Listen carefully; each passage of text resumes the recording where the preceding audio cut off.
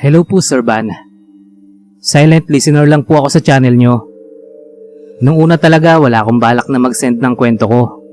Kasi di ko naman talaga sure kung nakakatakot o sadyang matatakotin lang ako. Nangyari ito nung grade 5 ako. Bata pa ako nito. Pang umaga ang pasok namin. Bale mga 6 AM. Dapat nasa school na kami. Hindi naman kalayuan ng school namin.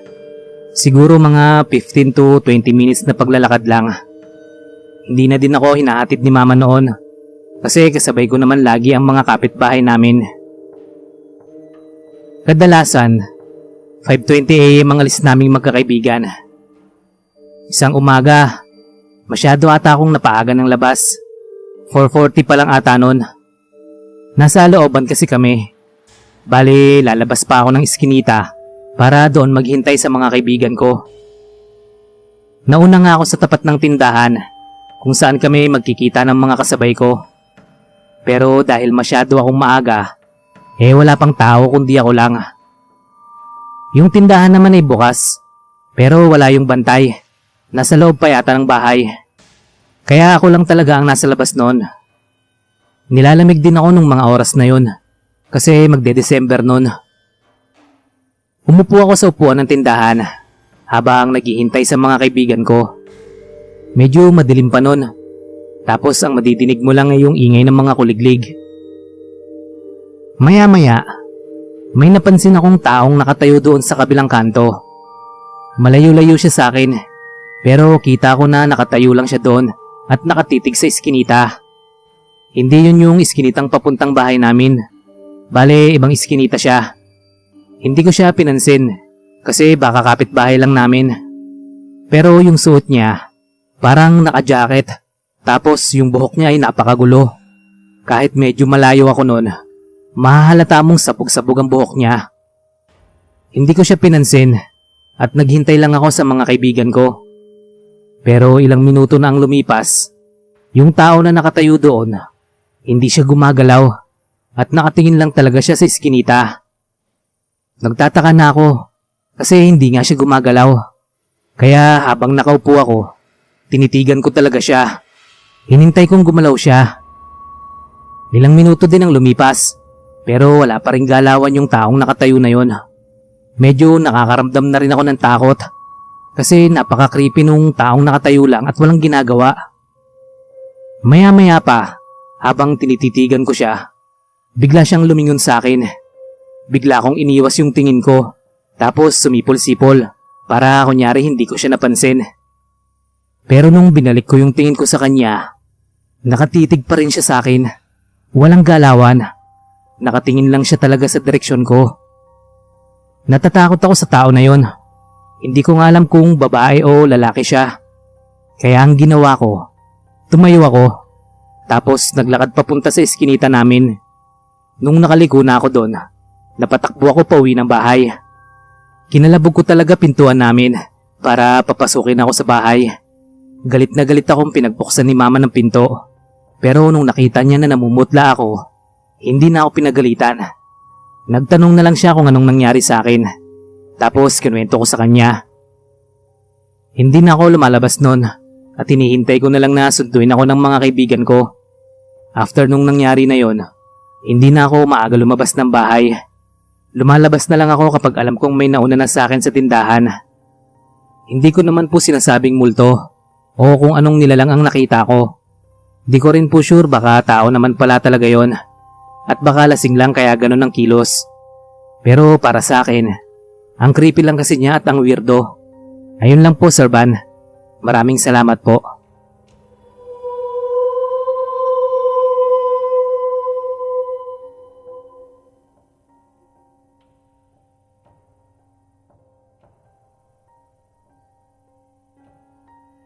Hello Sir Van. Itago nyo na lang ako sa pangalang Patrick. Fan po ako ng horror stories. Kaya nung nadiskubre ko po itong malikmata, napasubscribe agad ako. Kadalasan kasi basa-basa lang ako kapag mga horror stories. Hindi ko alam na may ganitong mga channel din pala sa YouTube. Tulad ng sayo Sir Van, na makikinig ka na lang. Anyway Sir Van, share ko lang itong experience ko kasama yung tropa ko. Siguro nangyari ito, mga 3 o 4 na taon nang nakakaraan. Hindi ko na rin tanda talaga yung eksaktong taon, pero mga ganyang katagal na siguro. So ayun na nga, birthday kasi nung isa sa mga tropa namin, kaya nagsama-sama kaming magkakaibigan. Hindi mawawala ang kainan, lalo na syempre ang inuman. Nung uwian na, syempre kung sino ang magkakaway, sila yung magkakasabay. Sakto naman na may motor ako at gusto sumabay ng 2 kong tropa na si Adrian at Arnel. Gabi na din nun, kaya napapayag na din ako. Sa isang motor nga ay nagkasya kaming 3. Medyo nakainom na kami nun at medyo makulit na si Adrian, kaya ginitna namin siya ni Arnel. Una kong ihahatid si Arnel. Kami kasi ni Adrian halos magkapit-bahay lang. Gabing-gabi na nun, siguro 1:00 na ng madaling araw. Yung way papunta kila Arnel, papasok pa sa matalahib na lugar. May ibang way naman, pero shortcut kasi yun kila Arnel. Kaya ayun yung tinahak kong daan, kasi inaantok na din ako. Masaya kaming nag-uusap, habang si Adrian biglang tumahimik. Nung mga oras na yun, nandun na kami sa parteng walang kailaw-ilaw. Tanging ilaw lang ng motor yung nagbibigay liwanag sa dinaraanan namin. Nel, wala talagang kailaw-ilaw dito, no? Ang tanong ko. Oo pre, tagal na din. Ang sagot ni Arnel. Nung mga oras na yon, napakatahimik ni Adrian. Pero hindi ko napansin yon dahil nakapokus ako sa pagmamaneho. Nahatid naman namin si Arnel sa bahay nila. Nang mahatid namin si Arnel, kailangan muli naming bumalik sa daan na yon. Pre, dadaan pa tayo doon? Ang tanong ni Adrian. Oo, bakit pre? Ang pagtataka ko. May nakita kasi akong babae doon eh. Napaka-creepy pre. Doon banda sa madilim, yung walang kailaw-ilaw. Ang sagot ni Adrian. Lasing ka lang pre. Natawa lang ako kasi lasing na si Adrian noon, kaya hindi ako naniwala sa kanya. Walang nagawa si Adrian kundi sumakay muli sa motor ko. Nung malapit na kami sa daan kung saan sinabi niyang may nakita siyang babae, naisipan ko siyang biruin. Adrian, malapit na tayo. Sasalubungin yata tayo nung nakita mo. Ang biro ko sa kanya habang natatawa ako. Nung nandun na nga kami, nagsalita si Adrian. Pre, ayun, sa kanan. Pero nung una wala akong nakita. Pre, lasing ka lang. Saktong pagkasabi ko sa kanya nun, nakita ko sa tabi ng puno yung hugis babae. Tumaas balahibo ko nun, tapos hinarurot ko na yung motor ko. Parehas na kaming takot ni Adrian nun, at yung alak sa katawan namin biglang nawala at naimasmasan kami. Kinabukasan, tinext ko si Arnel at tinanong kung anong meron doon sa daan na yon. Tapos nakwento ko yung naranasan namin. Ang sabi niya, may hinold up daw doon na babae. Sinaksak at namatay. Siya siguro ang nakita namin nung gabi na yon at hindi pa siguro matahimik ang kanyang kaluluwa.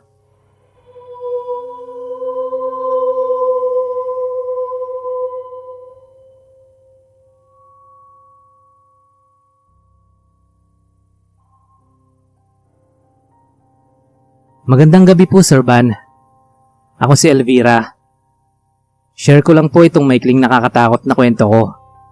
Actually, hindi ko lang siya kwento kasi kasama ko yung kapatid ko nung nangyari ito.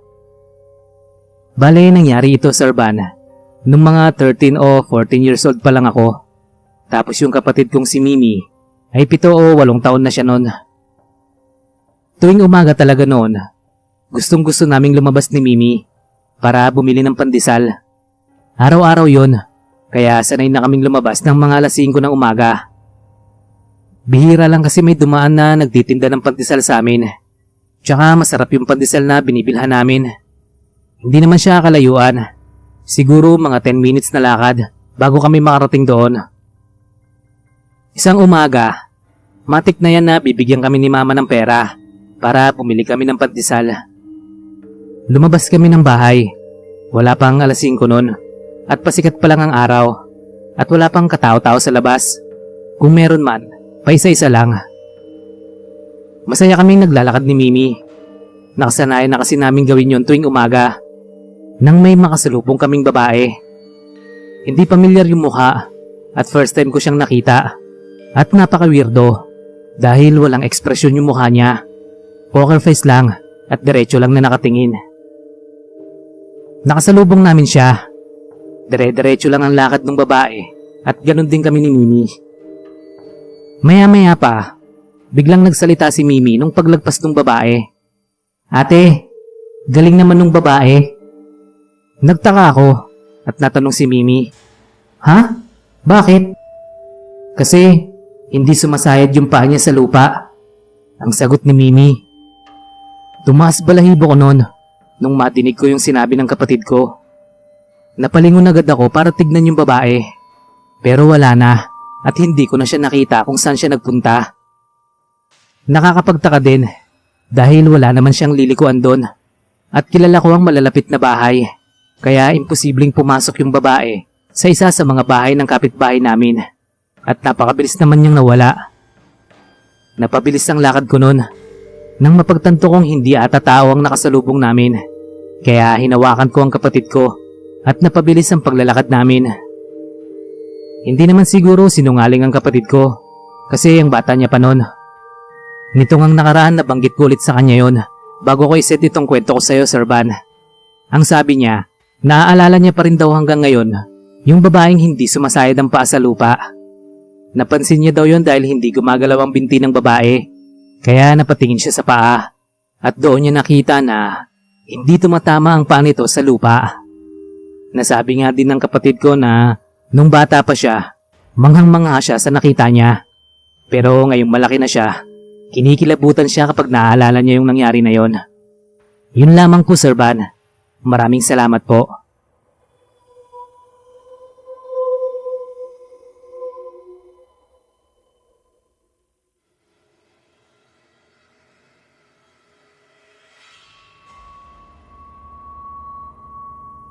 Kumusta po, Sir Van? Ako nga po pala si Sed. Taga Navotas po ako. Gusto ko po sanang ibahagi ang aking karanasan at masagot ang mga katanungan sa aking isip kung bakit nangyayari sa akin ang mga ito. Kahit po medyo matagal na nangyari sa akin to, hanggang ngayon po ay pinagtatakhan ko pa rin. Sa tulong po ng mga tagapakinig sa channel mo, ay sana po may makasagot. Marami pong salamat. Nakalimutan ko na po kung anong eksaktong araw nangyari ito. Pero ang tanda ko po ay March taong 2017. Nasa inuupahan po ako ni Mama that time at pauwi na sa bahay ng lola ko. Dalawang bahay po kasi ang inuuwian ko dito sa Navotas. Bahay po ng lola ko at bahay po ng mama ko. Alas 11 ng gabi pauwi ako sa bahay ng lola ko dahil walang kasama si lola doon. Dahil ang lolo ko ay nagtatrabaho at stay in siya. Every Sunday lang siya umuwi ng bahay. Around 11 PM, nang umalis ako sa bahay nila mama. Nagsimula na akong maglakad. Malapit lang naman kasi ang bahay nila lola sa bahay nila mama, kaya nilalakad ko na lang ito. Nung una ay maayos pa. Marami pa ang jeep na dumadaan at may mga tao pa akong nakakasalubong sa kalsada. Binabagalan ko ang lakad ko dahil kachat ko yung mga kaibigan ko. Hindi ko iniintindi kung nasaang lugar na ako kasi alam ko naman ang pasikot-sikot dito sa amin. At heto na, bigla akong nakaramdam ng hingal pero hindi ko to inintindi. Diretso lang ako at tuloy lang sa pakikipag-usap sa mga kaibigan ko. Hanggang sa napansin ko na wala nang dumadaang jeep sa kalsada at wala na rin akong nakikitang mga tao. Pero inisip ko na lang na hating gabi na at siguro yung ibang jeep ay gumarahe na. Napansin ko din na sobrang dilim na ng mga dinadaanan ko at halos wala na akong makita. Doon na ako unang kinabahan at sobrang pinagpapawisan na ako ng mga oras na yon at sobra-sobrang na ang pagod ko sa kalalakad. Daig ko pa ang basketball player sa pawis ko. Talagang tumatagaktak ito. At ang dahilan pala ng lahat ng yon ay pabalik-balik ako sa nilalakaran ko. Mula sa bahay nila mama hanggang sa gasolinahan. Unti-unti akong nanghihina at nawawala sa sarili dahil sa nangyayari at sa sobrang pagod ko. Tinignan ko ang oras sa cellphone ko at nagulat ako sa oras na nakita ko dahil halos 2 oras na akong naglalakad at pabalik-balik sa nilalakaran ko. Nang mapansin ko yan lahat, ay napausal ako ng dasal. Huminto ako saglit sa paglalakad at pumikit. Pagmulat ng mga mata ko, nasa gasolinahan na ako at may mga jeep na ulit akong nakikita at may mga tricycle nang nag-aalok sa akin na sumakay. Tapos, may isang matandang nagpatulong sa akin. Hindi ko siya maaninag dahil balot na balot siya ng itim na belo at meron itong sinabi sa akin. Di mo ba napapansin na nililigaw ka ng demonyo? Babalaan kita na huwag kang magpapalipas ng ganitong oras dahil merong mangyayari sa'yo. Sobrang kinabahan at takot na takot ako ng mga oras na yun, Sir Van. Hindi na ako nakapagtanong dito dahil sa narinig at takot ko. At ang matanda ay biglang naglaho sa paningin ko. Napansin ko rin sa aking paligid na parang nawiwirduhan ng mga tricycle boy sa akin dahil sa mga ikinikilos ko. Ayun lamang po, Sir Van. Sana po ay may makasagot kung ano ang ibig sabihin ng nangyari sa akin. Magbabasa po ako ng mga comment. Maraming salamat po.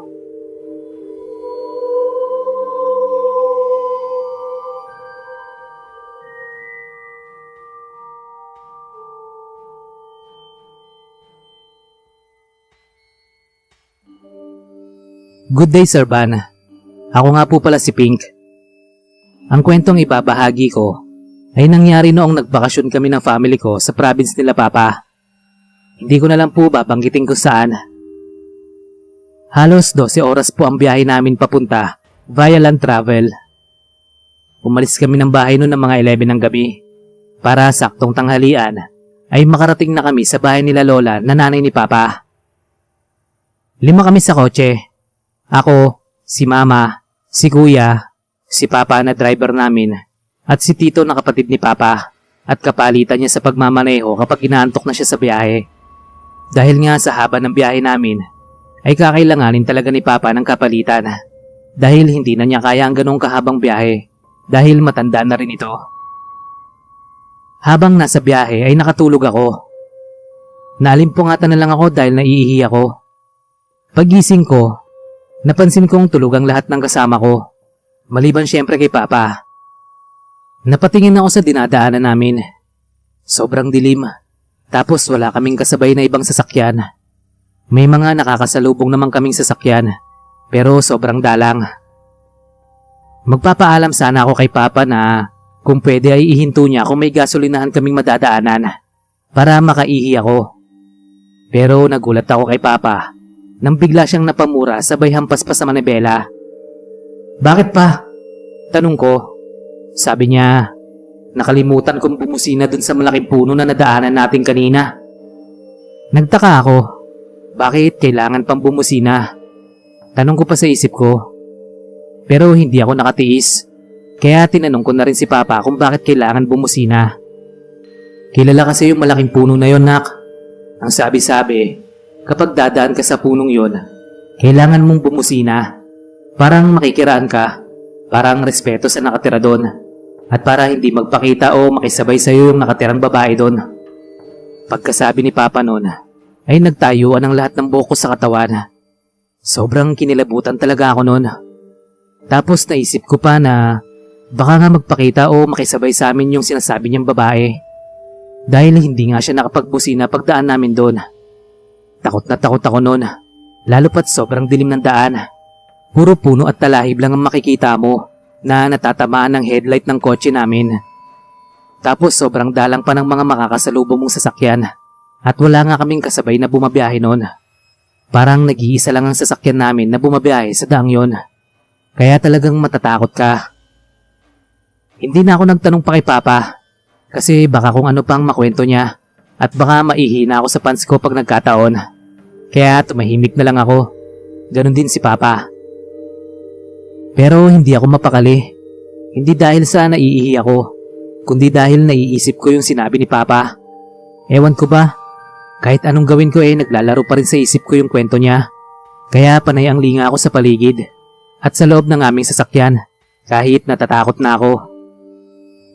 Naisip ko na lang na hindi makakasakay sa kotse namin yung babae dahil puno kami sa loob at wala siyang mapupwestuhan. Yun na lang ang inisip ko noon para lang kumalma ang sarili ko. Maya-maya pa ay nakaramdam na ulit ako ng antok at parang umurong na ang ihi ko kaya nakatulog na rin ako.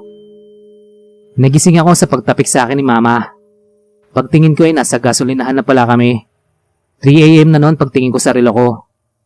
Bumaba na ako ng sasakyan para umihi. Paglabas ko ng CR, hinanap ko agad si Mama kasi hihingi ako ng pera para bumili ng chichirya at tubig. Luminga-linga ako sa paligid. Tapos pagtingin ko sa kotse namin ay may naaninag akong babae sa loob. Akala ko si Mama kaya agad ako naglakad pabalik sa kotse nang may biglang humawak sa kamay ko. Si Mama.